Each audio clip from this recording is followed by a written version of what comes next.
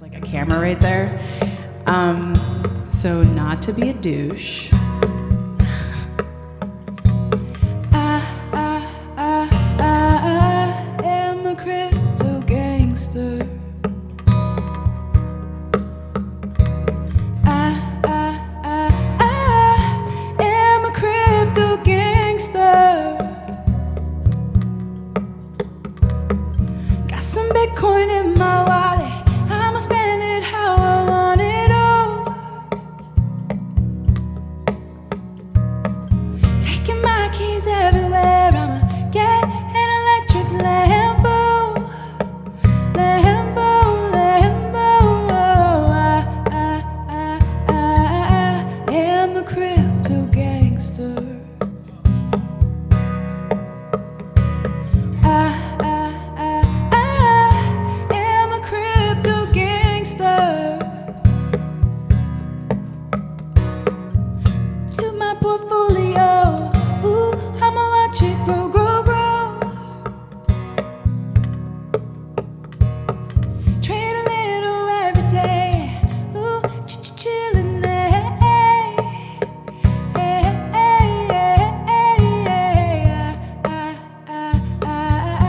am a crypto gangster. I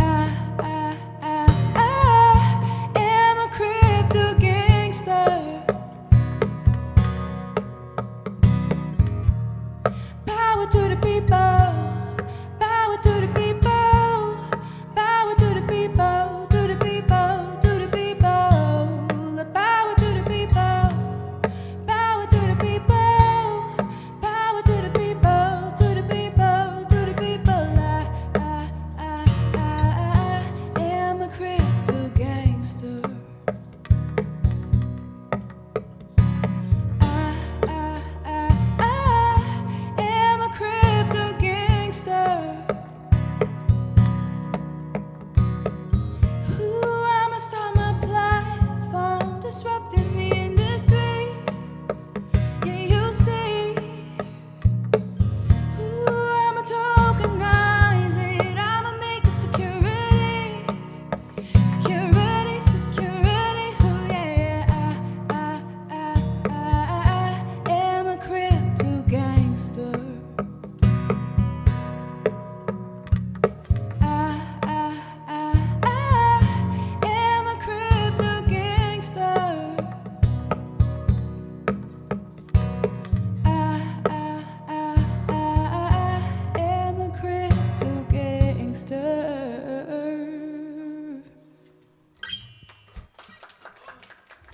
Thanks, guys. I would love to take a poll of if you guys like the acoustic version better or like the EDM version that I'm gonna do at the end better. So I'm from New York, by the way. I grew up on this little island called Roosevelt Island. I don't know if anybody's like heard about that island. Have you? Okay, cool, sweet. Any New Yorkers in the house? We got any? Woo! Yeah, New York in the house. I live in LA now, but growing up on this little island, I actually got to witness firsthand the water levels rising.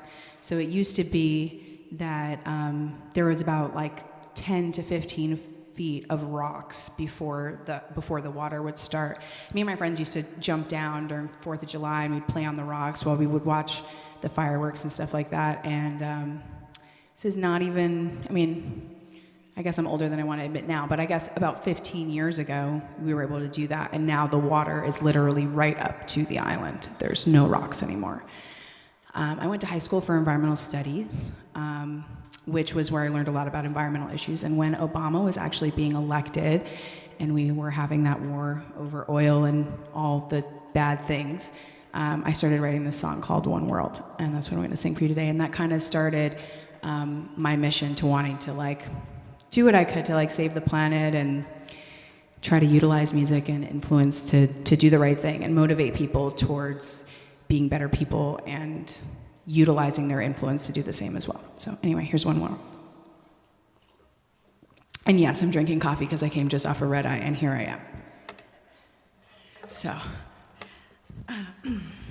you guys know what that's like, right? Yeah, okay, cool. This ring's gotta come off for right now.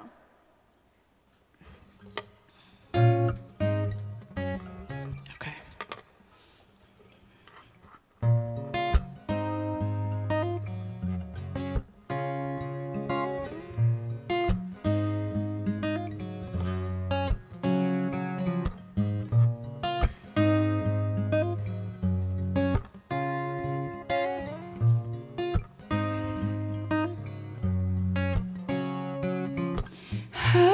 just can't stop thinking about us.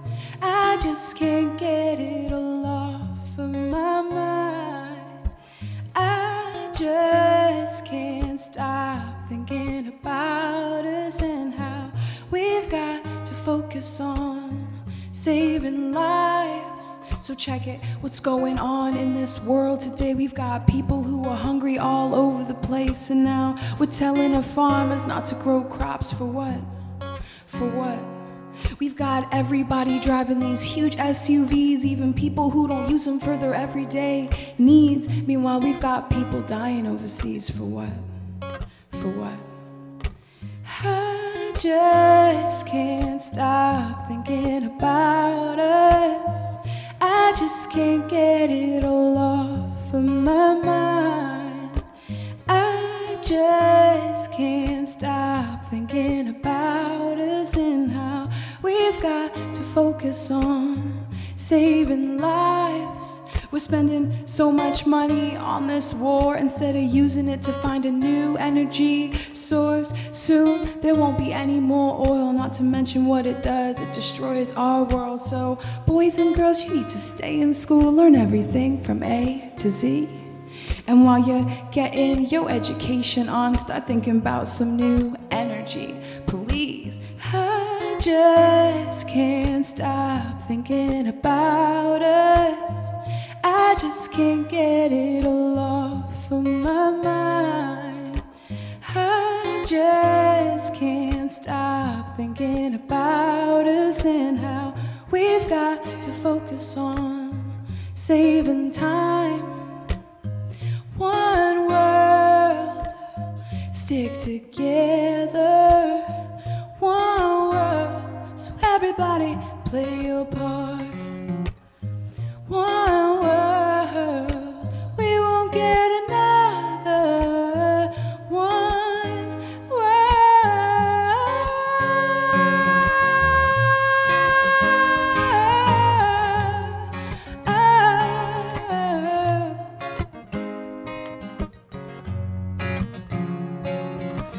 I just can't stop thinking about us. One world, so everybody play your part. I just can't stop thinking about us and how we've got to focus on saving lives.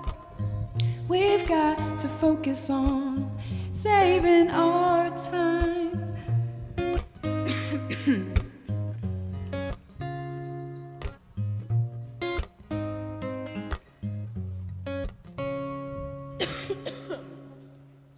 Frog in the throat.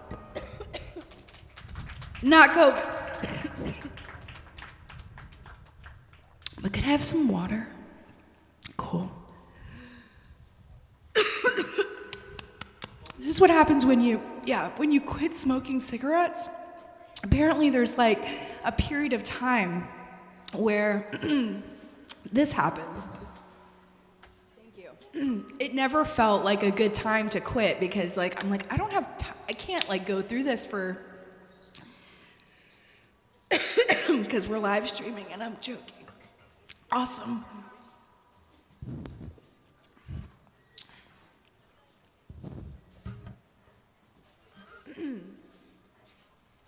Sorry, just one second.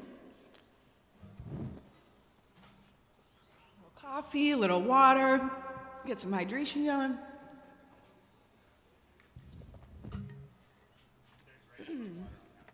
Oh, regular water? Oh, look at this. Cool. Thanks, guys. I'm sober, so these are like all my beverages right here. I got some coffee, some sparkling flavored water, which is really good, by the way. Waterloo, whoever you are, can we please talk? Love that. So good. So, speaking of being sober, it was a long journey to getting here, and I missed out on a lot of really awesome things, but one of the things that I missed out on while smoking cigarettes and having anxiety was, I don't know if anyone knows who Jin Woo Yu is. Does anybody know who he was? Who he is? Was. He unfortunately passed away due to COVID-19.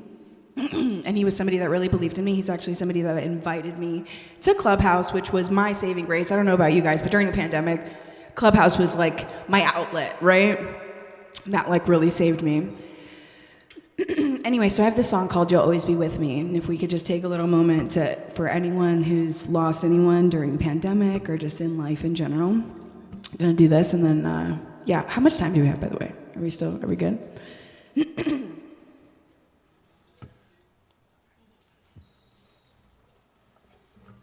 I don't know if I'm doing this in the right order, but...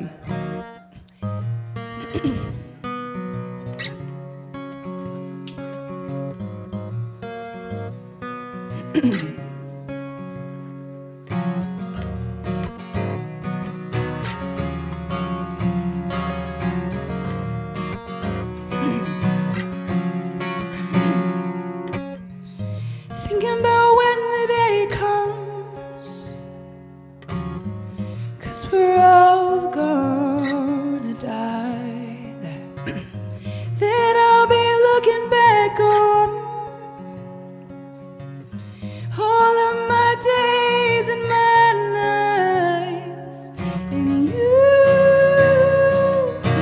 be with me. You'll always be with me.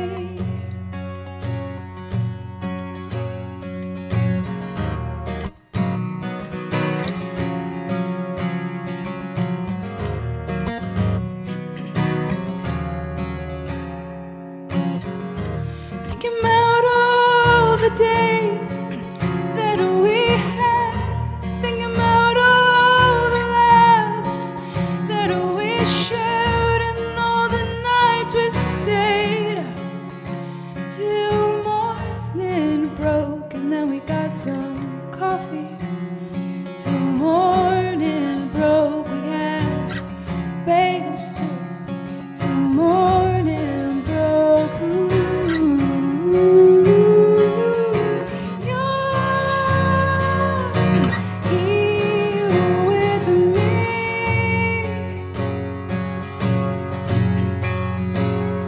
You'll always be with me.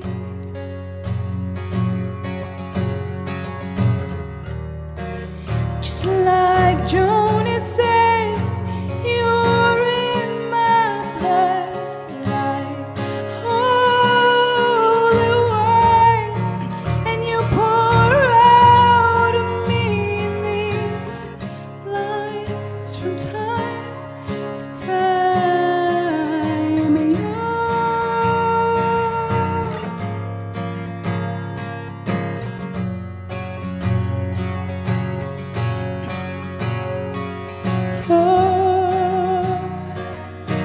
here with me.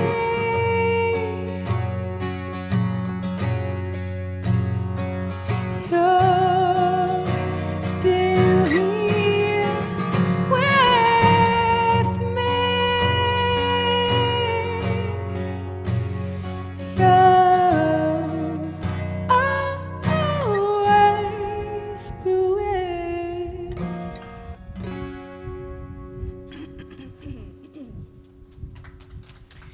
Thanks, guys. And thanks, Jen, for always believing in me. And I'm sorry that I didn't show up to certain things, but I'm doing it now. I hope make him happy. Okay, cool.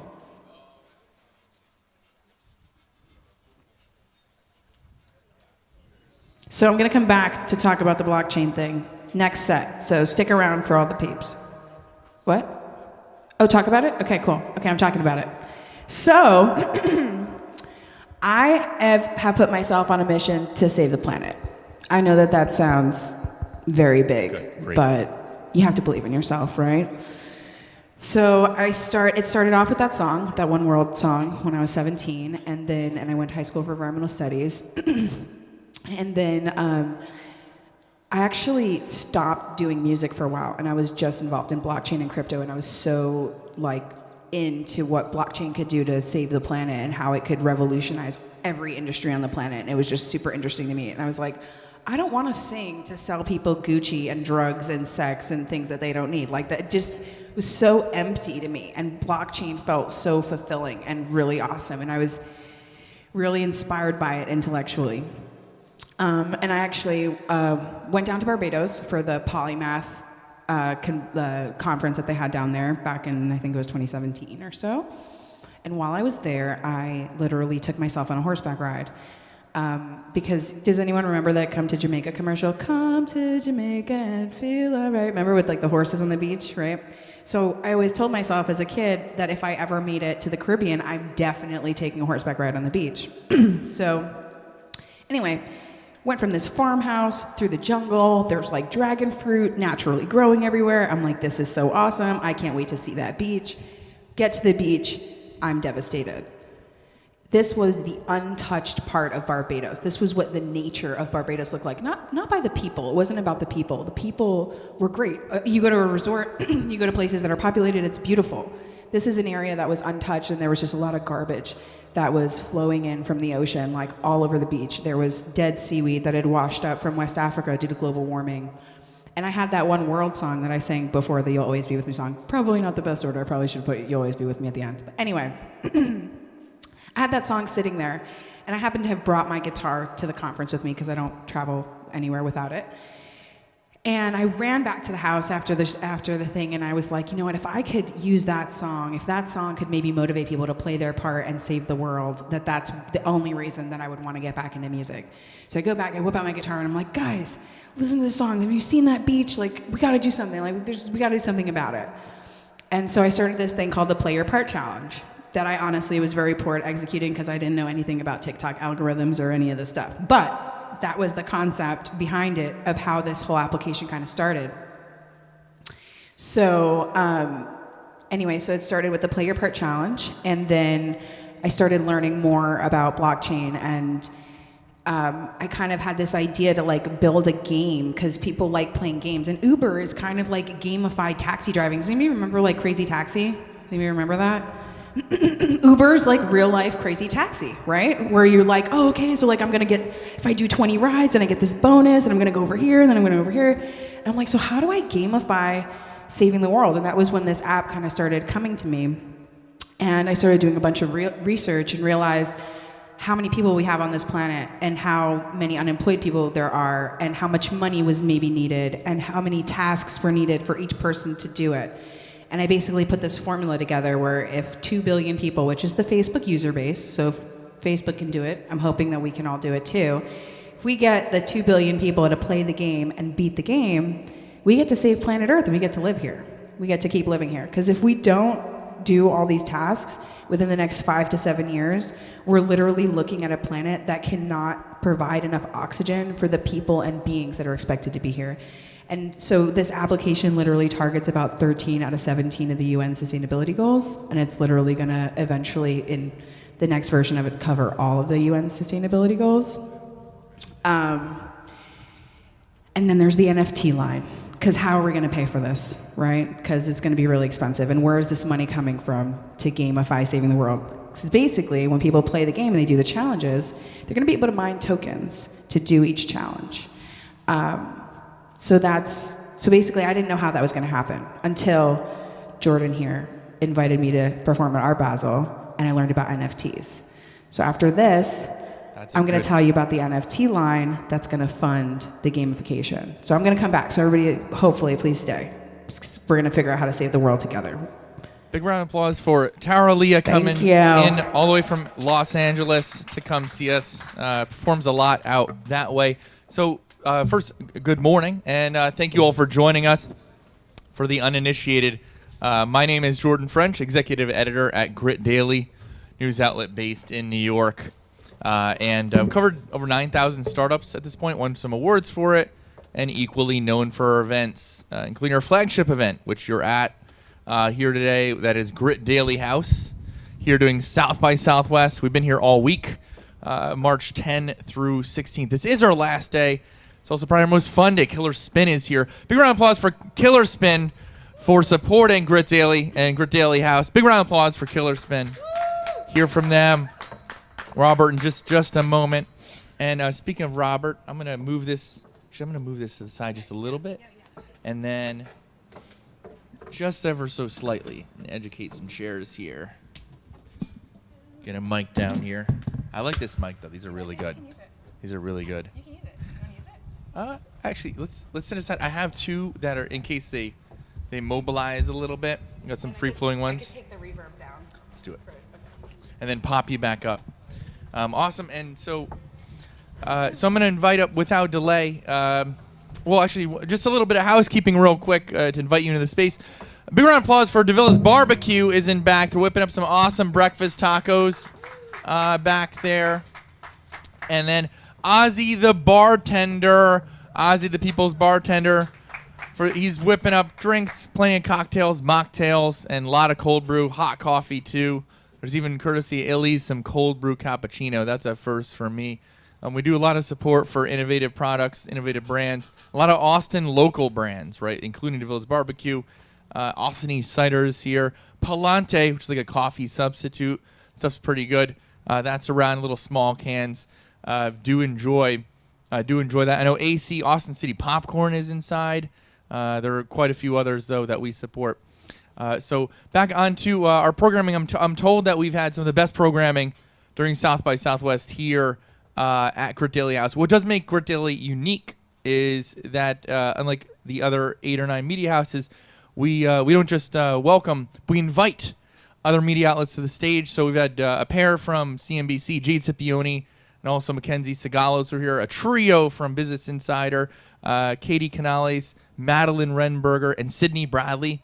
All 3 of them were here. Cointelegraph, CoinDesk, The Street, VentureBeat, Digital Trends. It's a long, long list of other media outlets that have been on stage to put together some awesome, awesome content. Excuse me. That happens. Yes, and so speaking of which, a lot of other folks grace the stage to moderate. So I'm going to invite up Charles Johnson. Big round of applause for Charles Johnson. He is working with Magic Johnson and also Common on a couple of cool initiatives. You can grab that mic there. I'm going to move this one off to the side ever so slightly. With Common on various initiatives, including charter schools with him, I believe that's right. And then also, let's banter about this. So just 2 quick things. Okay. Let's start in order of consecutively. So with Magic Johnson. So back in, let's call it 2004, 2005, I was working in what they call outsource food services. So if you know companies like Sodexo, Aramark, Chartwell that do, let's call it facility management and food services, colleges, universities, hospitals across the country. I saw a unique opportunity to get or create an opportunity to get a African American involved in an industry that for a very long time did not have a lot of minority participation. Ended up putting together a joint venture company, 51% owned by Magic Johnson, 49% owned by a French-based company called Sodexo. The joint venture is called Sodexo Magic. We service facility and food management contracts across the U.S. It's about a $500 million company now. We started back in 2004, and one of the largest, fastest growing minority-owned food service and facility management companies in the country. And from there, I got the deal junkie bug and created several other joint ventures with Mr. Johnson, and most recently launched back in Chicago, where I'm from, a charter school that focuses on the arts. It's called AIM. Art in Motion. It's a 7th to 12th grade charter school. We operate, service inner city kids in Chicago. Wow. Big round of applause for Charles Johnson, for Sodexo Magic, and for AIM. A lot of ambition there. That's awesome. Oh, absolutely. So glad you could share it. Yep. And I'm going to turn it over to you to invite up your for this fireside chat. Your panelist, Robert. I'm going to leave this mic with you and set it on this chair so you can grab that one and let you take it away, Charles. All right. Again, before we get started, thank you, man. Thank you for inviting us out. Would like to thank Jordan and Chris French for everything that you're doing here and the entire Grit family. So thank you for all that you do and providing the opportunity for us to come. I'm going to introduce a very important person. My career is probably not as even close to exciting as the guy that I'm about to bring up. His name is Robert Blackwell Jr. Robert is, I would classify him, how would I call him, I would call him a math misfit. I would call him a genius. He's one of the smartest people I know. He's founded several different companies, and the odd thing about it, when I met Robert, I said, how can you be a master at creating sort of digital transformation companies as well as be one of the providers of the coolest tabletop tennis manufacturers in the whole world, Killer Spin. So I'm gonna bring to you, we're gonna talk about a Madrid of different business. We're gonna talk to you about fintech. And before we get started, I'd like to bring him to the stage. Robert, come on up, buddy.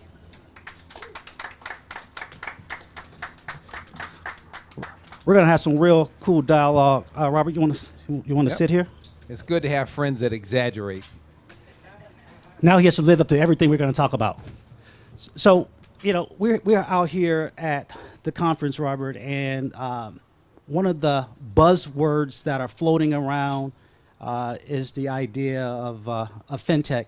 And I know that all the companies that you started, it's not just about making money. It's about improving the quality of life, preserving humanity, and creating opportunities for underserved communities. So just to kind of lay sort of the backdrop for our conversation, tell us, what does this whole idea of fintech really mean, and what is it? Well, I think the fintech, which is short for financial tech, is technology that is used to discover financial related opportunities. Mm-hmm. And what I think is the first big fintech, we'll call it revolution, in my view, started in the trading world. So I was a trader for a long time.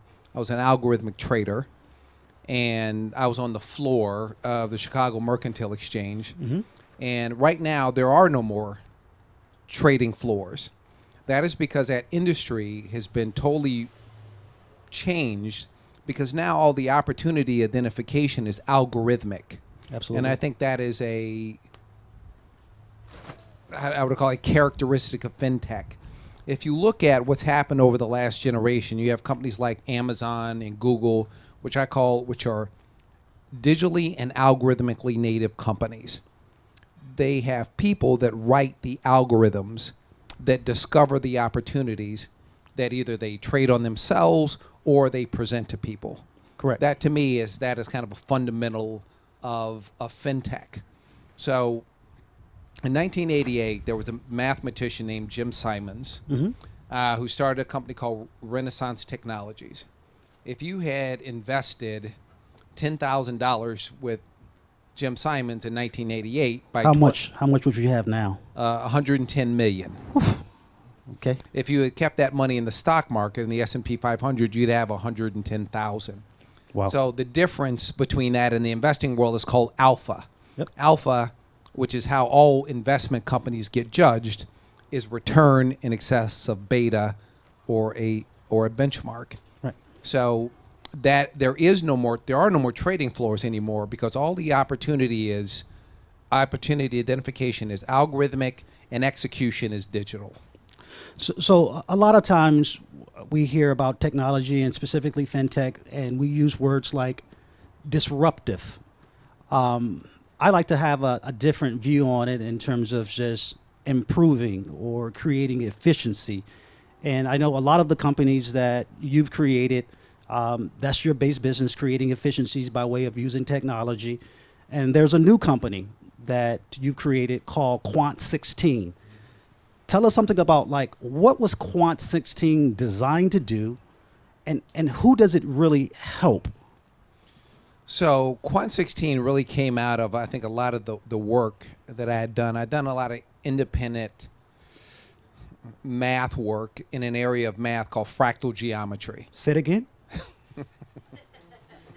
There's a branch of math called fractal geometry, okay, which is called it's a study of self-similar systems. Okay. So I won't go into the details of that, but you can apply that if you've heard of lean. Now, we've heard of that. Has come out of fractal geometry. Okay. So after I was a trader, when I was a trader, I was essentially looking to try to do pattern recognition and tie that with what I call kind of human emotion, or what I call ecosystem economics. Okay. So we would look to see when traders would be fearful and then anticipate that, and then we would trade on. That's called gamma trading. Okay. So that's an area where I kind of focused on. And then That's the stuff that eliminated the trade floor. was my area of trading. Okay. In general, what happened was once the banks started to get involved in trading, they looked for two different things. How they could systematize opportunity identification. Sure. So using algorithms to find those opportunities. So in trading, what you're really doing is they look to establish a theoretical value for an instrument. Yep. And then if it's above that, you sell it. If it's below it, you buy it. That's kind of the essence of trading. So let's pivot back to Quant 16 and sort of how that technology applies and what it does for, let's call it, vendor spend efficiency. So out of this work I've done, I created something called ecosystem economics, which is just a mathematical way of looking at behavior and trend and things like that, and how decision making is done in organizations. Okay. So I had focused on two different things in something that's called value innovation. I didn't invent this. There's a book called Blue Ocean Strategy. And they said in value innovation, what you're trying to do is to do two things. You're trying to establish new value that a customer is willing to pay for, and you're looking to eliminate waste from work. Lean is essentially the elimination of waste from work. Yep. So in order to do that, you have to do two things. On the lean side, what you're trying to do is to understand all the different components of cost, what the hard and soft components of cost are, and then eliminate anything that is wasteful. Okay. So in Quant 16, it does really two things. It uses algorithms and analytics to find monetizable opportunities and revenue, cost, risk, and service quality.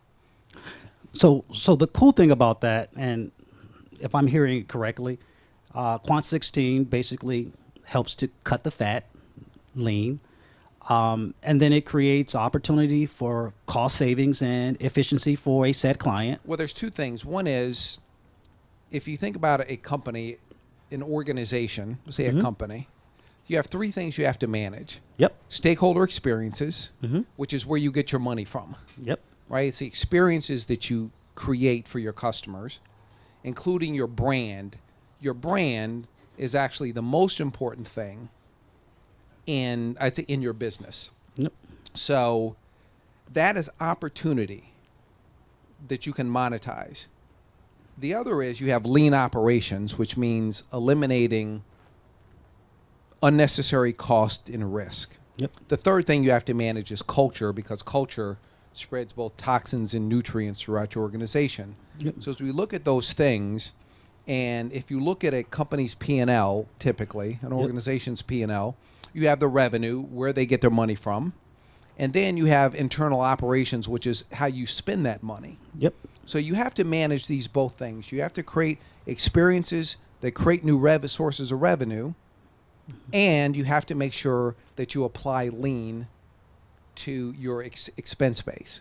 So what Quant 16 does is it uses analytics and algorithms to decompose all components of cost, both hard and soft, and then it presents opportunities for people to monetize. Right.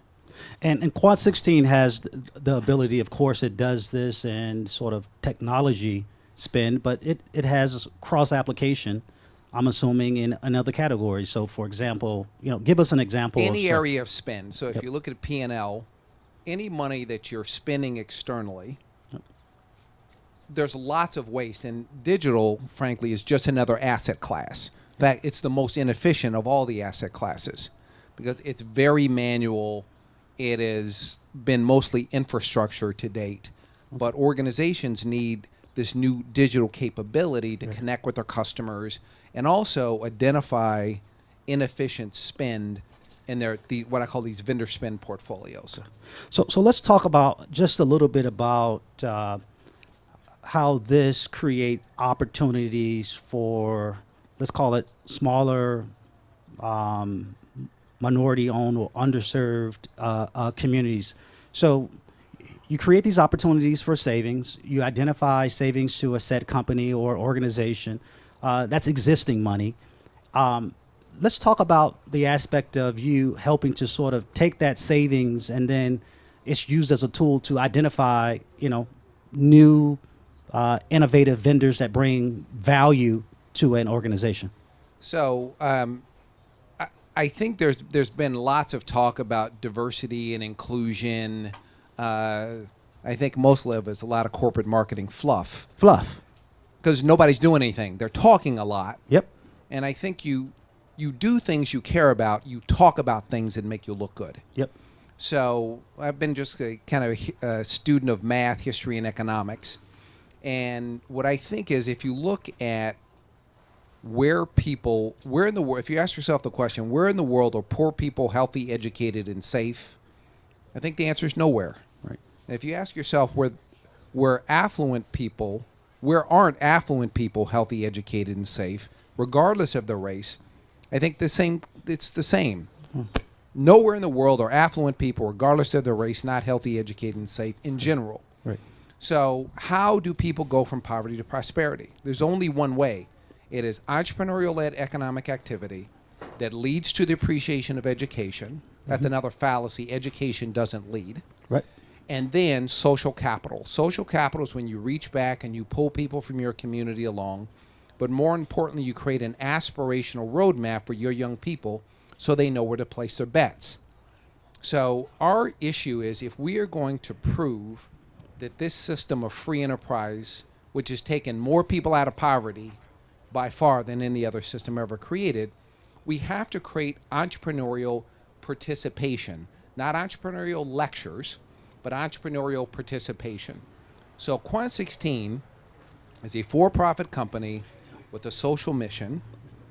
So the idea is everybody should get value. Yep. So we identify value for companies by helping them eliminate waste, helping them diversify their vendor portfolios so they're doing the right work with the right people. And when it comes, I'd say, especially to blacks, the things that people don't look at, they always look at blacks as the recipients of charity and sympathy. And charity is what? The charity, in my view, it's the crumbs of other people's success. Okay. It's like why you will never see a starving aid worker. Right. Right? They feed themselves, and then they go help other people. Right. So there is no lack of talent in the black community. Yep. What we have is a lack of opportunity. Yep. So what I thought is if we could create a company that delivered value to companies using analytics and algorithms, because that is what the trends are going to be. Absolutely. Find those people that have the right attitude and capability, and then make that match. And then everybody wins. The companies win because they get a diverse set of vendors that have the ability to deliver real value to them. The companies win because they grow. The community wins because now you've got more economic opportunity in the community. And a community is not a neighborhood. It is a group of people that share a common culture. Yep. So that's what Kwan 16, again, it's a for-profit company with a social mission. And that mission is to prove that the free enterprise system works for everybody. So if I'm hearing you correctly, and this is what makes, I think, the business model so profound. The first law of any business is maximize return to the shareholder. You have to be profitable. And with all of the diversity and inclusion commitments, we hear things like, what is it going to cost me? Sounds like Kwan 16 takes that off the table because it creates an opportunity not to create a new call center, but to create a savings that then allows that organization to invest in all the things they say they want to do. Well, that's right. The best thing is if you look at, I was lucky enough in 2009, I got invited to do a tour of India. And I met somebody in the finance ministry, and they kind of gave me the story of India. They said in 1991, they figured out socialism doesn't work. They started to free their economy. Their government started doing business with their small entrepreneurs, which prepared them for the international market. And then U.S. business just did business with qualified Asian entrepreneurs. They didn't have any diversity and commitment, and they didn't have anything that came out of a corporate marketing department. They just did business. And in a period of 20 years, India and China took 750 million people out of poverty. It was simply an exchange of value, not trying to save anybody. And that economic opportunity has really changed the destinies of hundreds of millions of people. So what I imagine happening there in India, there was an immense investment in education and the idea of creating true value. And one of the things you always say, I think you may have touched on it in this segment, is that those minority companies, specifically black companies, not only have to participate, but they have to contribute, meaning have real value proposition that brings something to the table that solves a big problem. So elaborate a little bit on sort of the idea of helping to, and all of the factors that are required to build strong black companies and make them competitive for the open market. I think, there are two sides to having a strong company. There is the supply side and the demand side. Yep. If you're the vendor, you're responsible for the supply side. You have to be able to articulate to the market what your value is to the market. That's your responsibility. However, on the other side, there has to be demand. And this is the real issue that we're facing. There's lots of conversations, but there's not a lot of business. So if we fix the demand problem, the supply problem will take care of itself. Black people are plenty talented enough to be successful anywhere where they get the opportunity. So if we fix the demand problem, the supply problem will take care of itself, and then the community wellness piece will also take care of itself. Okay. So just a big question, far and wide. What do you see the future for Quant 16? You look, let's call it 2 or 3 years from now. Its application, the type of companies it's going to help, the wealth creation is going to help. Give me an idea, just big picture, where you see the future for Quant 16. Well, I would say for Quant 16, I think it is a cog in a movement to prove that the free enterprise system works for everybody. Because not everybody believes in the free enterprise system. So if we don't prove that this system that we have works for everybody, we won't be the first country in history to lose it. So what I think is Quant 16 has a role, a relatively small role, but an important role, in helping organizations identify opportunity for their own benefit and connecting them to a group of people that they frankly would have never thought of. Or probably today they think of, we need to help them. No, you don't need to help them. You black people are plenty talented. You don't need to help them. It is not the job of the customer to help the vendor. It's the job of the vendor to help the customer. Correct. So what I think is when you give people opportunity that have talent, the thing that I believe about black companies that we have what I call a can't afford to fail attitude. Because you're not going to get a second chance to screw up. Because you're probably not related to somebody important in that company. You mean like relationship? Because Exactly. relationship is the key, right? Well, relationship and value. One of the keys. And value. Yep. The good thing about this country is if you get an opportunity, people lean a little more into the business side. As long as they don't have something in their head already where you're not capable. Yep. And that is the challenge that the black community has. If everybody looks at you like you're a tall child, which means we have to help you, we need to fund the inner city programs, and it's a charity mindset, like you would not give something important to a 15-year-old. Doesn't matter how much you like them. Because in your brain, this is a young person that doesn't have the capability to do something transformational. That is a brand problem. Yeah. So I'll just wrap that all back and bring it full circle. Robert, what it sounds like to me is that you've utilized technology, specifically the fintech world, at creating efficiencies for some of the world's largest companies. And this idea of Quant 16 is going to eliminate the idea, and in my opinion, and some of the folks who are going to be watching, about how do we pay for it. because you're literally creating a mechanism for already profitable companies or operating entities to save money, and then you're helping them with the next step at identifying the next generation of leaders or companies that have the ability to contribute. How do you learn more about Kwan 16? If someone's listening and has want to contact you, want to contact your organization, want to learn more about Kwan 16, where do you send them? So we're kind of launching, in the process of launching Kwan 16. So there's a website called Kwan 16, and I would say Kwan 16 is, I call it, dedicated to history's great thinker-doers. Okay. A thinker-doer is somebody that had a big idea that followed through. Like you? No, like I'm just okay. I'm just your friend. There okay. You go. But if you look, I believe that we owe it to those people that came before us to do something for the people that are going to come after us. Okay. So if you, most people would know a little bit about like the Black Wall Streets. Mm-hmm. So what most people don't know is the height of black business was between 1910 and 1930. So how did that actually come about? It came about because Booker T. Washington in 1895 gave a famous speech at the Atlanta Exposition, where he said, America's never going to be what it can be until blacks get included in the economy. He said, we don't need to live around you, but we do have to be a part of the economy. And he reached out to the business community.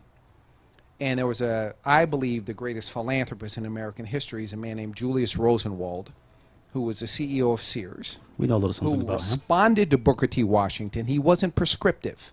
And he responded to Booker T. Washington. They built 5,300 schools in the South, which is how black people got educated. Remember, 30 years before, it was illegal in the South, where 90% of blacks came from, for them to be educated. So blacks were not educated. So you had to go through the process of getting some basic education. But not only did he put up about 30% of the money, blacks built the schools, which is how blacks became the tradespeople of the South. And they also started the Negro Business League together because they both believed in self-help versus charity. Okay. And out of that came the Black Wall Streets, which were just started by a few black entrepreneurs. And imagine in the Jim Crow South, in the early part of the 1900s, you had prosperous black communities. The most famous was Tulsa, the Greenwood district of Tulsa, Oklahoma. There were only 2 airports at the time. One was in the Greenwood district. Blacks owned private airplanes in greater proportions than whites did at that time. This proves that the free enterprise system works when it's given a chance. So to wrap up this segment, because we're going to come back later and really take a deep dive in a different segment into sort of corporate responsibility and how you are able to, funnel profitable dollars into supporting building strong, healthy communities across the country. But for more information and that entire sort of history lesson that you just gave us, folks at home can go to quant16.com. Well, Quant 16 is a little bit about, what the company is going to do. Sure. And why it's dedicated to what I call history's great thinker-doers. So absolutely. A number of those people will be there. And also, we look at, it was the partnership, which we talk about Alpha Mission later. Yep. It was a partnership of the black and white business communities that has always led to transformation in our country. So when we talk about corporate responsibility, which I do not believe in, that's another topic. We can talk about that later. I believe individuals have responsibility to take advantage of the opportunities that are presented, but also create the social capital that pulls other people forward. Well, we can close out this segment. Man, I just want to thank you for a brilliant mind. Again, thank you for the whole great crew. Thank you for everyone who's listening. And we'll be back later to talk about Alpha Mission. Well, I'm sure if my mother ever sees this, she's going to send you a great big thank you note. So I'm sure she will. Thank you, man. Thanks. Scott Henderson, wave. This is one of the coolest people on earth.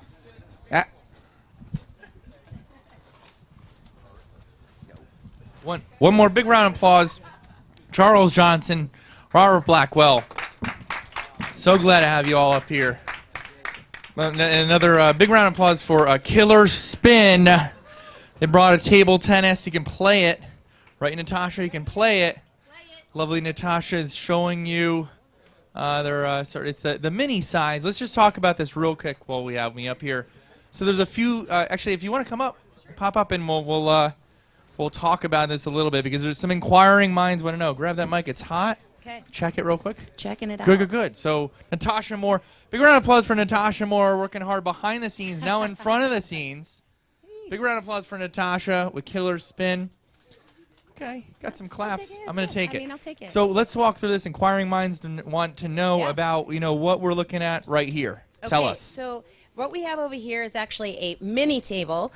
So Killer Spin is a table tennis company. We make really beautiful table tennis equipment. And this is one of our minis. And so this is actually, some people have asked me, well, why didn't we do the full-size table? And I was like, well, these people are really smart. They probably play table tennis already. And it's way harder to prove how good you are on a mini than it is on a full-size. It sounds like a challenge. It is a bit of a challenge. Anyway, we brought out a table because we find that when people are collaborating, working together, getting to know each other, that when you can take a little break, sort of unplug from, the grind, and you can spend a little bit of time playing with somebody else, you're more productive, you're a little more creative, you feel a little better, make a new friend, have a good time. It just seems like a win all the way around. Sounds like it's some awesome content here today already. You just heard from Robert Blackwell and Charles Johnson here on stage earlier.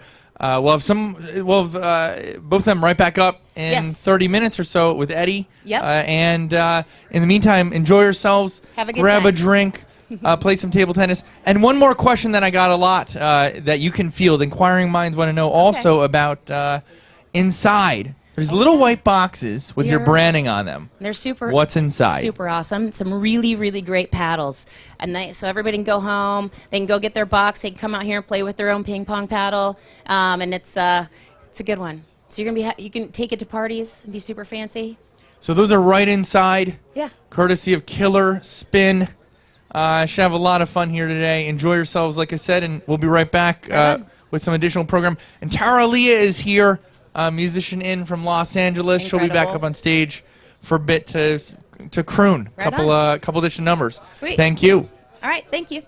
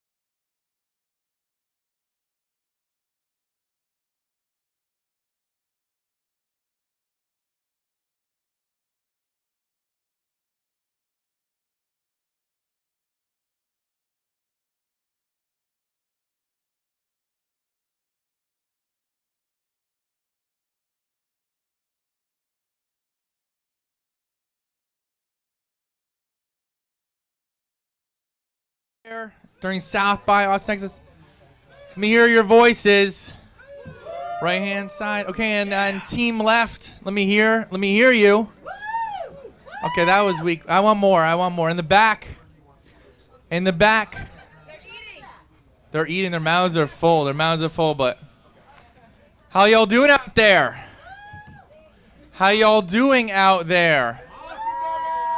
Okay, that works. Okay.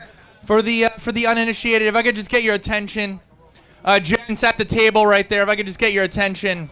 Yep, you, yeah. Just get your attention real quick while I'm on stage.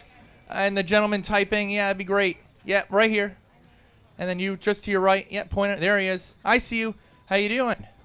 Welcome to Grit Daily House. You're very welcome to Grit Daily House. For the uninitiated and those who are just joining us, my name is Jordan French. Thank you for your attention, by the way. Jordan French, executive editor at Grit Daily, award-winning news outlet. It's covered 9,000 startups. Won some awards for it. And also Block Telegraph, it's our sister publication in the blockchain industry, supported by Polygon to get that off the ground. We're equally known for our events, which brings us to here during South by Southwest. We've been running what we're told is some of the best content during South by, right here from this stage at Grit Daily House.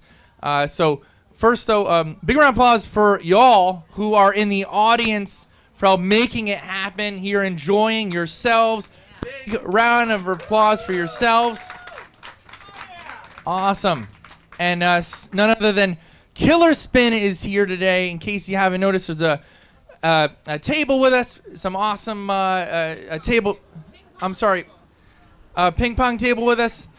Some gameplay you caught earlier. That's been going live. Pick up a paddle. There's some pretty competitive names in the space. You'll get introduced to them in just a little bit. Pick up a ping pong paddle and you can play here. You saw some of that earlier. I hear it's a little more challenging. We'll hear about that a little later too. A little more challenging with a slightly smaller table, but some beautiful weather here today. Please enjoy yourselves. And I'd be remiss not to point out Rich and Lachelle, Austin Pro Video. They'll never get enough praise for what they do. So big round of applause for them and all the people behind the camera here at South by Southwest. Shout out to Brandon, South by's official photographer, who we hold dear and near, who came by the house 2 days ago to snap a couple pics and see what we're up to in our contribution to South by. Next is Adrian Davila and Davila's Barbecue and back. How about the shish kebabs? Give them some love. They've been grilling out with us all week. Breakfast tacos in the morning and some awesome brisket tacos. And I see some chicken shish kebabs. I think there's shrimp on there too. So they've been treating us really well.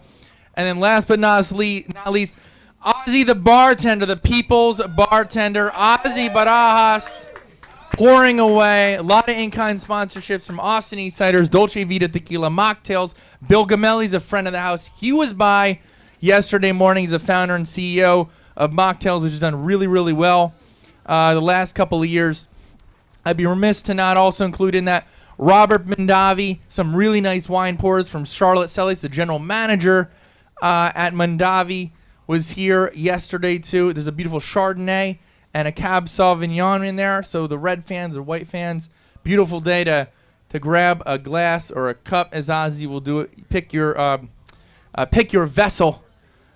Pick your vessel, I should say. So again, welcome to Grit Daily House. I'm Jordan French. So on with the program. This is our last day, probably the ultimate day. I think the most fun day with Killer Spin. Robert Blackwell's here with us. You'll be reintroduced to him in just a bit. But I'm going to bring up Charles Johnson, the one and only, pop up here. Big round of applause for Charles and all the work that he's doing. And we're going to do.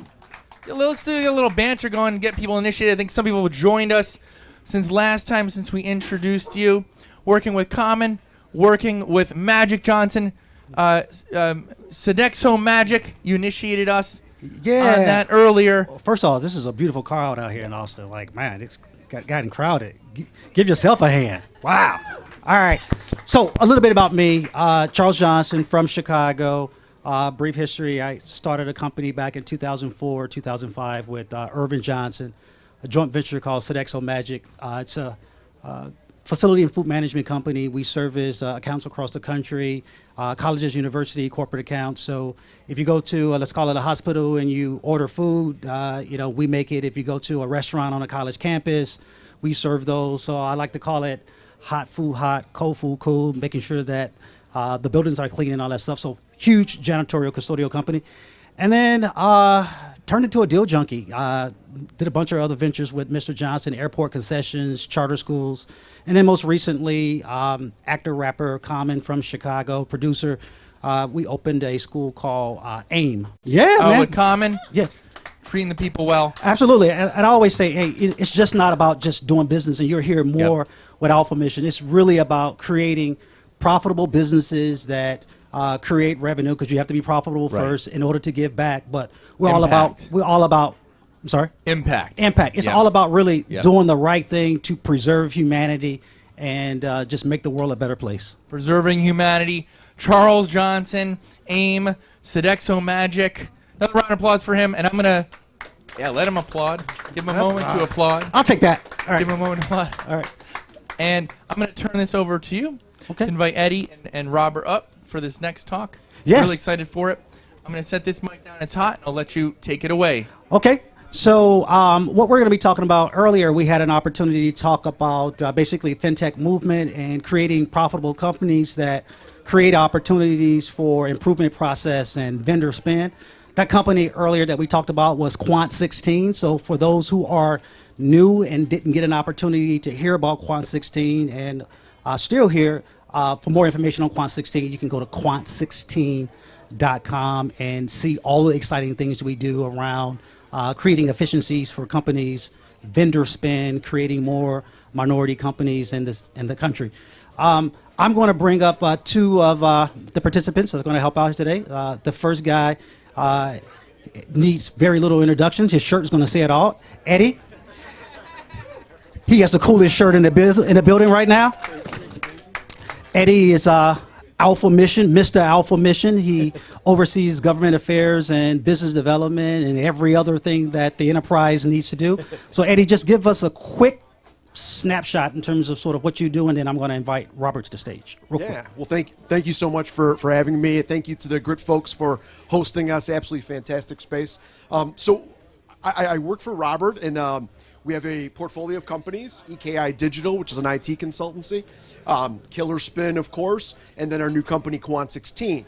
And so my role is helping to educate folks about what Quant 16 can do, and how Quant 16 dedicates 30% of its revenue to funding the programs associated with the Alpha Mission. So we're really excited about that, about showing the free market works for everybody. I came out of government. We have wonderful supplier diversity programs in government, but it's not enough. We have to have the free market participate, and so that's why I'm here. Thank you, Eddie, man. Mm-hmm. So the next guy, if you were not here, you missed a treat. I call him the Maz Whiz Kid. I call him the serial entrepreneur, from tabletop tennis to digital transformation and now Alpha Mission. He's the founder of them all, Mr. Robert Blackwell Jr. He doesn't like those type of introductions, but I had to do it. Robert, welcome to the stage. Thank you. Again. Can we have a seat here? Yeah. Let's do that. So we talked about earlier in the first segment just the idea, and Eddie touched on it, creating profitable entities that then create an opportunity for social impact. Robert, you founded what we call Alpha Mission. Give us a little bit of idea of what Alpha Mission is and what made you start it. Well, I describe Alpha Mission as a movement of goodwill, people of goodwill, dedicated to proving that the free enterprise system works for everybody. And what I think is we're trying to start what I call the fourth great American movement. The first was the American Revolution, really the first country in history that was dedicated to self-governance, right? The people didn't report to a ruler. The government existed for the benefit of the people. Why the Declaration of Independence and the Constitution are beautiful documents, and we made some progress. Not everybody benefited, obviously. Sure. The next great American movement that came out of that, I think, was the abolition of slavery, to remove the stain of slavery from the country. Okay. Because you can't have on one hand saying that all men are created equal, but on the other hand, you have to say some men don't count. Okay. So there were people, both black and white, that were focused on removing the stain of slavery from the American continent. The next movement was, and by the way, they tend to happen once a century. Once a century. So the American Revolution was the 18th century. The abolition of slavery was the 19th century. The 20th century was about civil rights, or what I call one set of rules. Just one set of rules for everybody. Sure. But this century has to be about, I believe, proving that the free enterprise system works for everybody. Because if we don't, we're going to lose it. We won't be the first country in history that have lost their freedom.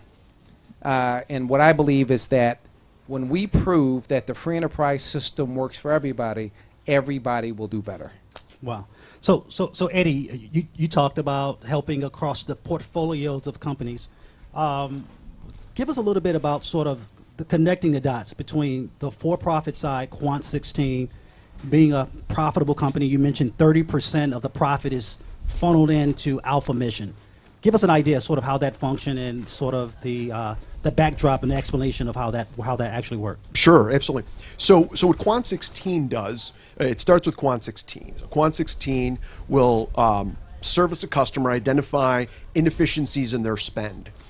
We don't charge our customers, we charge the vendors of those customers a small portfolio management fee. Sure. And that funds obviously the operations of Quant 16, but it also funds the Alpha Mission. And so there's a series of programs that we've come up with under the auspices of the Alpha Mission, right, which is that new movement, right, the 21st century American movement, where we fund these series of programs, housing for tutoring exchange, mowers and blowers program, where we finance people in the landscaping and beautification space. We fund entrepreneurs with a Shark Tank-like pool, and then we also have programs in the digital trades, right, to get people into the economy, to provide skills where on the back end there's a job, right, where people are going to get educated for a job as opposed to just getting educated.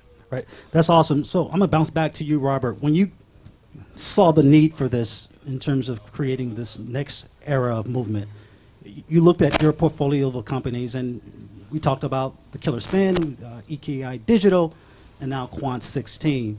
And Quant 16 is really the company that's going to be sort of investing, or the initial engine for driving contributions for Alpha Mission.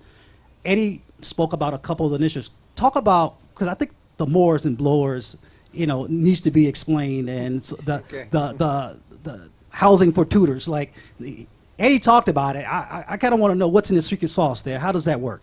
So two things. So the Alpha Mission, again, is a movement of people of goodwill dedicated to proving that the free enterprise system works for everybody. So you do that through, there's only one way that people go from poverty to prosperity. It is entrepreneurial-led economic activity, which leads to the appreciation of education, and social capital. Social capital is when you reach back and you pull people from your community along, but more importantly, you create an aspirational roadmap for your young people so they know where to place their bets. The big issue we have in the black community is, and I've asked this question 1,000 times, name 2 famous black entrepreneurs that would be nationally known with no connection to sports or any other form of entertainment. Not one person in a decade of me asking that question has ever been able to answer it. So why does that matter? It's because black kids trapped in poverty can't either. The market tells them to place their bets on sports and entertainment, so that's what they do. They prepare themselves for that. So what we have to do is to create the market evidence that sends a signal to young people to prepare themselves for these opportunities. But you can only do that when you're doing business. So the idea is that we ask companies, we're trying to get people to come on this journey with us, because one of the things that have happened in these movements has been they have been a partnership between the black and white business communities all the way back to the Revolutionary War. Most people don't know there was a famous black financier. His name is James Fortin from Philadelphia. He was one of the richest people in Philadelphia in the 1700s. That helped finance the the American Revolution.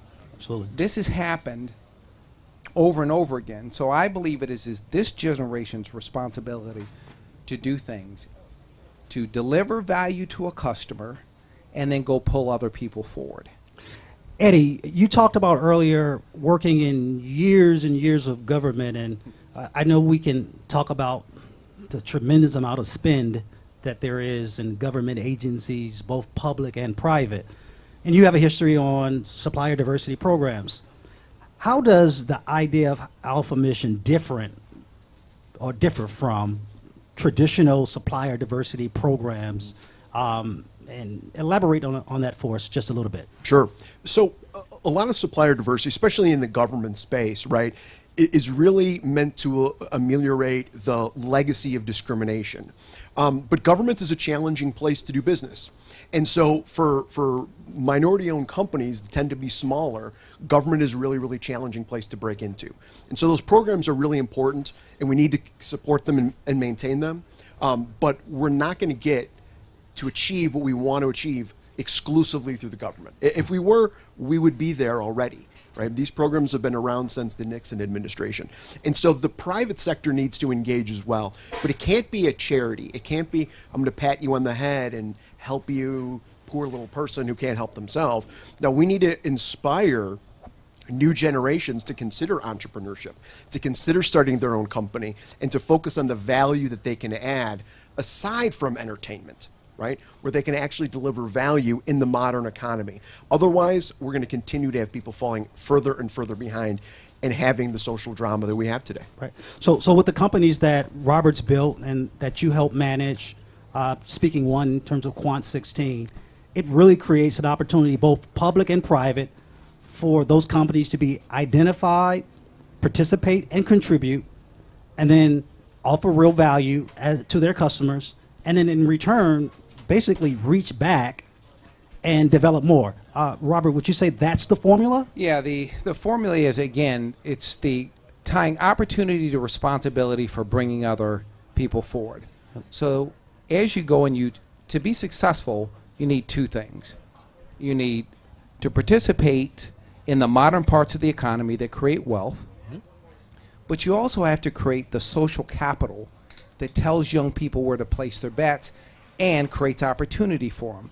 This is how, like, all immigrant communities grow. In fact, what most people don't know is when people come to the United States, immigrant communities, and within 3 generations, they tend to be more wealthy than the average American. So there is a formula that works. What I think we have to do is to apply that formula to our situation, and if we don't do it, there's going to be bad consequences for the company. So the Alpha Mission is about telling people to just do business. So government, and by the way, government doesn't do anything either. Most of it's a bunch of fake corporate virtue signaling. Government's not much better. Okay. They talk about what they want to do. They have their communication partners. I mean, people put out these beautiful statements. We're going to put $100 trillion into the community. That ain't gone anywhere. Right. So the thing is, just do business in a small but meaningful way. So we created something called the Lead Partner Program. Okay. The Lead Partner Program says to companies, just do business. And really the CEO, do business with a qualified black company, the modern part of the economy, and just pick one and you're done. Tell your CIO pick one and you're done. Tell your CFO pick one and you're done. Your general counsel, whoever. Just tell them pick one and that's it. You don't need to boil the ocean. Just pick one. But be open to innovative ideas from black companies that can deliver value, and then ask other people to follow your lead. And then when those black companies are successful, what is their responsibility? So their responsibility is 3. One's to identify a clear value proposition, because if you can't do that, you can't be in business. No business, yep. Number 2, in exchange for that opportunity, you have to pull other people forward. So the black company should be the prime and the subs, the mentors, and the proteges. Because we've had this black people being subs for generations, and they never get anywhere. Well, just kind of define that. When you say, for those at home who are listening, when you say black people just being subs. I'm talking about what happens typically in these things is that people have their diversity programs, Okay. but they don't actually do business directly Okay. with black companies. They'll tell somebody else to do business. So you subcontract some of the money that we're giving you.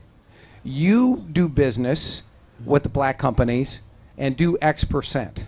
Got it. The problem, what happens is that if you peel under the covers, there's no money there. Sure. So you can create the illusion of doing business without doing any business, and that's why we're in the situation we are. And then the third responsibility of the black company is to take on what I call some meaningful community enrichment responsibilities. So we fund small black IT companies. Yep. We fund something called mowers and blowers. It's microfinance for cutting grass and moving snow. And then lastly, we want to do something called a housing for tutoring exchange. So we give honor roll black college students a place to live in exchange for mentoring and tutoring elementary and high school kids. So this is why Quant 16 really exists, to create an efficient economic ecosystem that pulls people out of poverty by creating opportunity and aspiration. Excellent. We talked about it earlier this afternoon. I think it's a fabulous business model. Over the last couple of years, we've heard large corporations make huge commitments. I'm talking about if you add them up, it can solve a lot of problems. What's our message here today? How Quant 16 could help those type of large business, and then how that links into sort of the future for Alpha Mission. So, let's take companies like Apple, Nike, McDonald's, and I'm not picking on them. I'm just calling off a few that has made huge contributions or commitments for contributions. How does this really tie into that and bring value to that type of initiative, Robert? Well, one is, I think you have to, from my perspective, there's two things that you have to say. One is, we have a great country with the great system. The free enterprise system works, Yep. but not everybody believes in the free enterprise system. Correct. So if we don't protect it, you can lose it. So I don't care whether you care about black people or not. You better focus on worrying about yourself. Yep. Because nobody cares about other people. They care about themselves. So how do you create a partnership that's a win-win? And if we prove that the free enterprise system works for everybody, it'll protect the country. Right. That's what I believe. So why else would you want to do business with somebody black? And it's not because it's the right thing to do or any of that nonsense. It is because when blacks are capable, you got one chance to screw up. So you have what I call this can't afford to fail attitude. Sure. So a lot of times, smaller companies, they're more flexible, they're more nimble. That relationship matters a lot to them. And when it comes to the modern parts of the economy, like professional services, tech, and legal, and finance, big companies have no advantage when it comes to human delivery. Sure. They have to charge for their buildings and their stock and all kinds of other stuff, where the small entrepreneur is going to be more nimble, more fast, and they have an economic incentive to make you happy because they're not as big as you. That's the way to think about black entrepreneurs. Not that you need to help them, which is the job of a company is not to help their vendors. It's to select a vendor that can deliver value. So we're saying there are a whole bunch of people there that you have this perception that you need to help them. Therefore, you're not really giving them an opportunity to help solve your problem. You need to think about this differently. So just as we sort of drive forward, I like to use real life examples and real life scale. So Robert, you live in the state of Illinois now. Eddie, you live in the state of Illinois. I live in the state of Illinois. Robert, just for kicks, how much will Illinois spend on, let's call it, IT services, the state, over the next year or so? Well, if you look at technology in general, technology is going to go from 5 to 10% of GDP really quickly. Sure. And with the acceleration of inflation, that's going to happen even faster. Okay. Because people are going to be forced to look for efficiencies. Yep. And trade technology for labor. We have a big issue around the availability of labor. So technology is going to be the primary, and it has been the primary creator of wealth. 9 out of the 10 most valuable companies in the country are tech companies. So I don't want to interrupt you. I want to get to a number. How big is that number in the state of Illinois about? Well, if you take Illinois is about a $900 billion economy. Okay. So let's see if you just round it off to $1 trillion. Okay. And you take 5% of that, right? That's $500 billion. So It's 500 million. It's a big market. So I want to pause there for a second. So Eddie, I would call it Sorry, it's billions, not millions. billion. Sorry. Yeah. I would say a sliver of that probably go to, let's call it minority companies or black companies, would you say? Yeah, a very small sliver. And back to what Robert talked about with the subcontracting role. That's critically important because most of the government supplier diversity programs are really subcontracting programs, right? When you apply a percentage goal, that means that whoever's the prime is going to have to give a percentage to a sub, which provides a barrier between that diverse company and the principal, right? So in this Separates case, the money, the margin. Absolutely, and also the opportunity for them to innovate, right? They're taking direction. Sure. And that's not a way to grow a company. To grow a company, they have to be delivering immediate value. And so that's why those percentages, those goals are ineffective at really raising up and creating a larger black business ecosystem. And I want to be clear about a couple of things. And I believe there is no other country in the world that I would rather live in. Like, the United States is the best country on the planet to me. Now, what we're talking about is not sort of anti-system. What we're talking about is really improvement of the process. So Kwan 16, just dialing back, gives an opportunity to basically create primes. And then those primes have an opportunity to reinvest in their communities and create more primes, if you will. Is that sort of the game? Absolutely, absolutely. And the free market allows us to do that, right? Government is always going to be restricted because there's rules and regulations in terms of how they can direct their funds. And so what we do is we provide the connection, right? That nexus between our customer and those businesses so that those businesses are going to be primes for the customer. Okay. So to you both gentlemen, for companies that are listening right now, what's the call to action? If I'm a large company that has tremendous opportunity for spend and for diversification of my vendor portfolio, I want to do the right thing, but I may necessarily not have the leadership internally. I may not have the procurement plan, the bodies, the departments.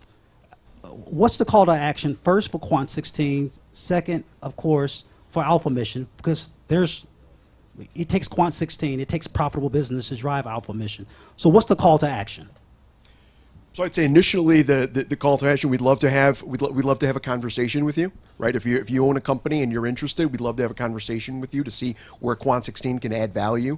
We know we can add value. We know we can save a lot of money for you and do the right thing. So I'd say that's the initial call to action. And the separate one is it's on the back of my shirt, right? Is just do business, Love right? it. Take advantage of that lead partner model that Robert explained before, is just do business with companies.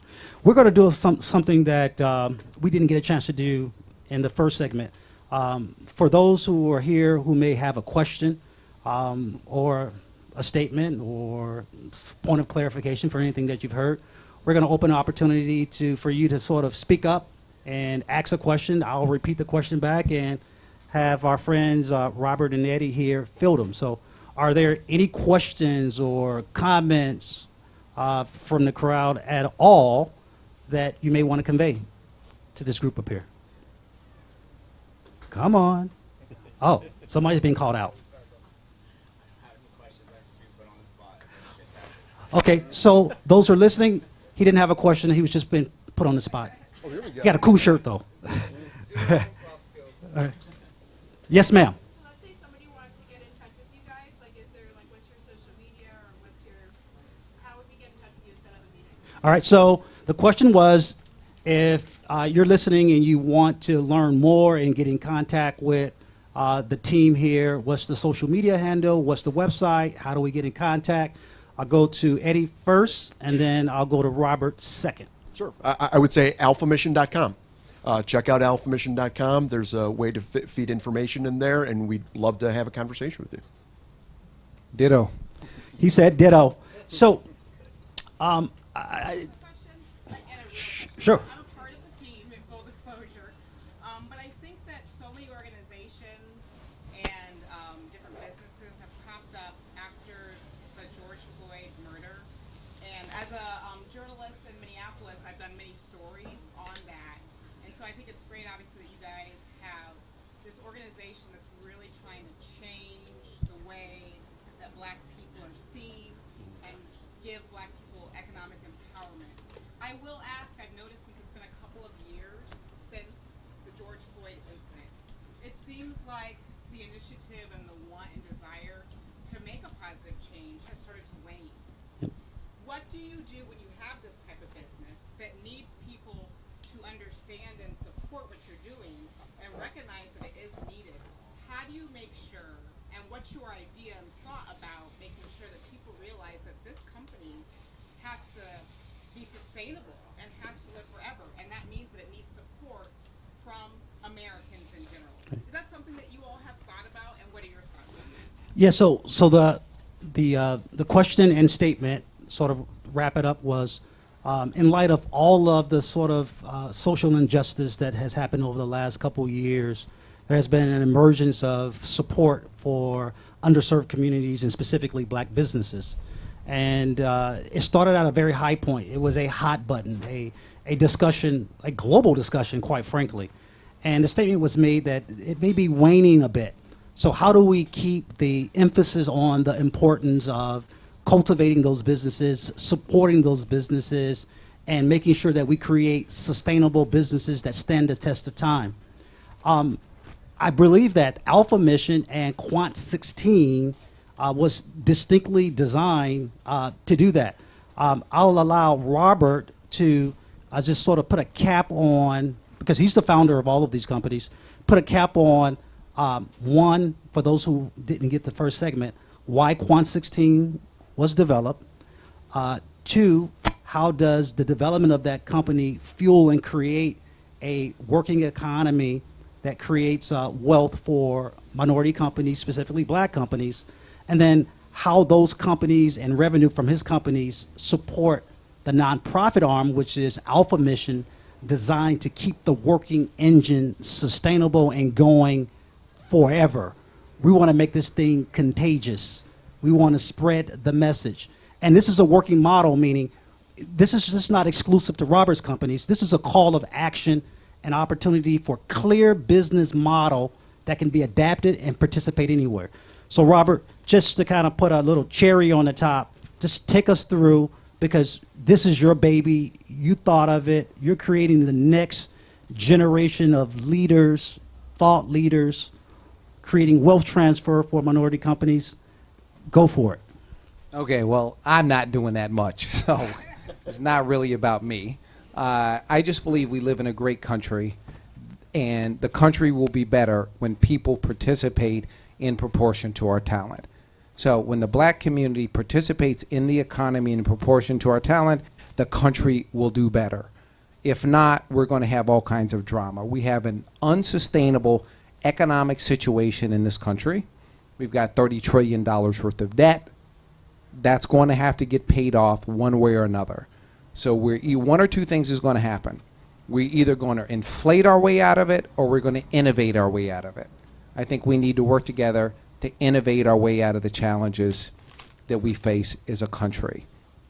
So my own view is that we owe it to those people that came before us to do something for the people that are going to come after us.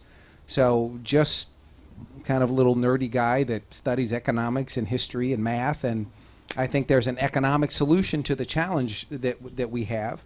And I don't personally believe in corporate responsibility. I think it's just a lot of fluff. So that's out of the George Floyd thing. You had all these statements. We're going to give $100 billion, and we're going to create $50 billion. We're going to do all this stuff. Well, what did they do?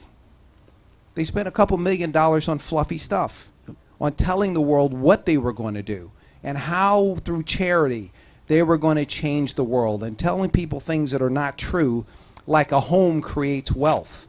A home that is a consumer of wealth. It's not a producer of wealth unless you happen to live in a neighborhood where the homes are appraising at greater than the rate of inflation. So there's all these wonderful statements, and nobody's benefiting, and we're going backwards. So now, not only are we going to lose all this fluffiness, we're about at the end of this, and I think this 2 years, nobody cares anymore. I don't think they really cared that much. I think some people cared, but not enough to do something that was sustainable. In my view, it is the black community's responsibility to solve the problem of the black community. It's not the white community's responsibility. What we have to do is to say, working on this, we can create a better country for everybody. In fact, if you look at Atlanta in 1973, the black business community and the white business community got together.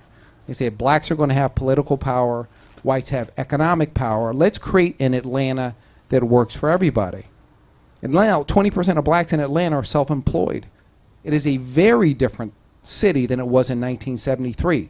That's because people were working together. It wasn't the white community saying, oh, we feel sorry for you, we want to help you people, and none of that nonsense. It's, we got a city that we have to grow and we protect, let's work together. We need to have the same type of attitude when it comes to this country. So by just doing business with people that are ready to do business, the same principle of social capital that has pulled 1 billion people out of poverty across the world works. I think economics, just like gravity, works the same way for everybody. Well, that's the last word. I want to thank both you, Robert, and Eddie. Again, for more information on the companies, you can go to alphamission.com, Just Do Business, and quant16.com. Thank you both, man. Thank you for your time. Good job, Charles. Right. Excellent. Thank you. Yeah, one more big round of applause. Charles Johnson, Eddie Oliveira, and Robert Blackwell. Woo-hoo. Definitely check out the table. Little ping pong action here. I know we got a little bit of an extra challenge right now. Would be a nice little breeze for those who are experts. How many of y'all play? Just like a raise hands. How many of y'all have ever played? I've got like at least 3, 4, 5, 6. Most of y'all. You've never picked up a paddle. Well, this is your chance today. This is a yes day here at Grit Daily House where we say yes. So just pick up a paddle. Have someone take a picture of you with it. And like that counts in my book. But they'll probably challenge you to a game, which you should do. And if you lose, it's like the conversation we had yesterday. I played. I'll give you a short story. I played Gary Kasparov, the former chess master in chess.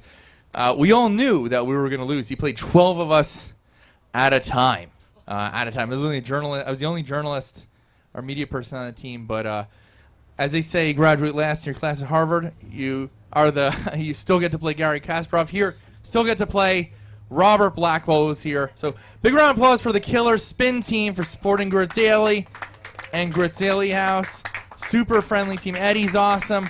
That's Natasha Moore, the brains behind the scenes, orchestrating all that things. Say hi to her. Talk to them about what they're doing.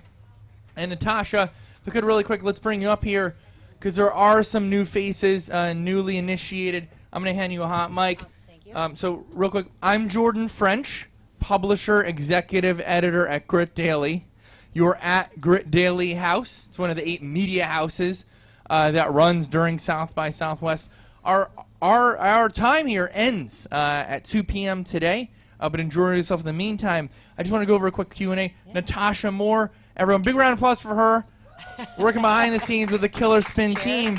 And just 2 things, 2 questions, and I'll be unfair. It's a compound question, but I know you know the answers. And one is, tell us a bit about that. And then inquiring minds also want to know on the inside.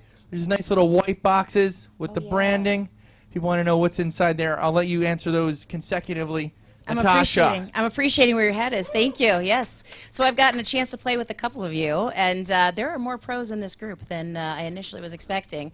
So yeah, we did bring a mini table, and the reason why we brought a mini is because we figured There is a whole lot of talented people who are probably into gaming, who have probably tried a couple of things, and it's way harder to be amazing on a small table than it is on a big table. So I'm laying down the gauntlet. Let's just try it, step up to the challenge. And to help everybody, we actually put a brand new amazing paddle in your gift bag on the way out. And you can go grab it if you don't have it yet, bust it out, come play a little bit, because let's be honest, we all need to connect. Right? That's why we're here, right? We're trying to meet people. We're trying to figure out how we can collaborate with each other and do good things together. And you heard about some of the things we're doing. And one of the things that we love doing is playing table tennis with people, talking about ideas. And I've met some amazing people this afternoon and looking forward to working with them. So I hope you can do the same. So come play, have some fun. Thank you for being here. Thank you, Jordan and Chris and the whole team. We really have appreciated being here. 100% awesome. So glad to have you. It sounds like, it reminds me as you were speaking, it was like walking and chewing gum. Yeah. In your world, it's talk. I'm going to repeat it right back to you because we were all listening. We were all Right, listening, thank you. Natasha. Talking about ideas and playing at the same time. That's exactly right. That sounds extra, next level. That's right. Next level, do it. But for those of you watching at home or in your offices, because that's probably at home too, because that's a thing Right. now. Hope you enjoyed all the content. Hope you enjoyed the content today. The content today with Killer Spin. Our peak count, just for those who are curious, because I know a few all asked me, was 1,829 when Safe Moon was here, Right when on. Black Ambition Pride's here, Black Women Talk Tech here were on Saturday. Usually it's hovered in the hundreds, so good time for that crew there. Big shout out to y'all watching. And next time, join us out South by Southwest, Accurate Daily House 2023. That's right. We're glad to have you back. We'll be here. Cheers. Thank you all. Way to do it. Thanks. So a little bit more housekeeping. Tara Leah will join us with her guitar. If she's up for it, play a few more numbers. Yeah, she might play ping pong with you too. Awesome. She's doing everything today. For those who don't know Tara Leah, she comes at us from LA. She's a name there, name in the crypto space as well. Michael Blue is her producer. If you don't know his name, One Republic. So big round of applause for Tara Leah for being here. You can either off-road it or you can take the proper on-ramp. And we'll get you situated to play us through 2 p.m. Enjoy yourselves until 2 p.m. And we'll wind right down and wrap it up. That'll be a wrap for Grit Daily House 2022, the marathon that it was. Feels like day 31 for some of us. So glad you could join us, though, in the audience. And then one more big round of applause for Ozzy the bartender in the back on the right, slinging drinks, Dolce Vita tequila, Deep Eddy's vodka, Robert Mondavi wine, and whipping up some awesome cocktails. We did invent... For those who are in the food and drink space, we invented the Mashinsky Mule. Moscow Mule is no longer popular. Moscow's not a popular name in the U.S., especially right here in the Lone Star State, Texas. Big round of applause for the Texans out there supporting us. Yo, we got a couple. Everybody loves Austin. Keeping it weird. Keep Austin weird. That's a slogan here. But Ozzy the bartender, and then none other than Adrian Davila. And Avila's Barbecue out of Seguin, Texas. How about that food? They've been treating us really well.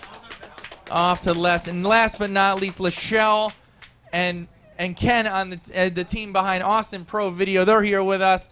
They'll never get enough praise for what they do. But all the people behind the camera, I know some of you all do that work too. Big round of applause for them. Last but not least. So awesome to have you all again. My name's Jordan French, Executive Editor.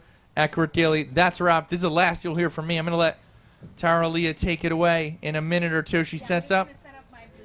We'll get a little jazz on in the meantime to set the mood and cue her up to take us through 2 p.m. Thank you. Thank you, Jordan. This was epic. Thank you for having us. 5 days in a row. 31 days in a row. 31 days in a row. All right. Are you good? I might be good. You want this on or are you good? I mean, I think I could. I'm gonna like test to see if these tracks will play, and if they do, then we're golden.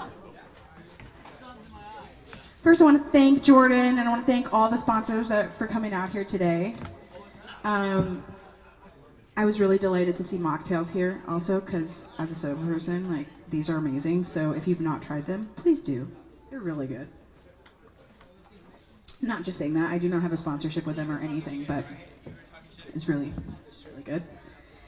So yeah, I've got this song called Survival, which I feel like is kind of where we're all at right now.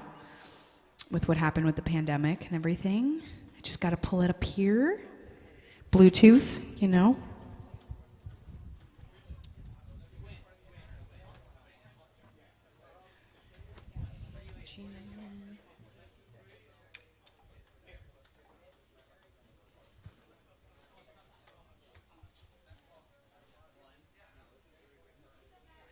So the song's not released, so like, let me know what you guys think. I usually like play guitar, but I'm gonna give it a go with like with some tracks here. Yeah, kind of.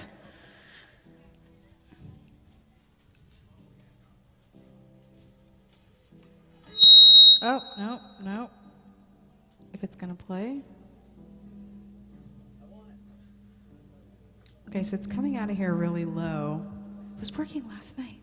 Okay, hold on. Put the jazz on. Yeah, we'll put the jazz for a second.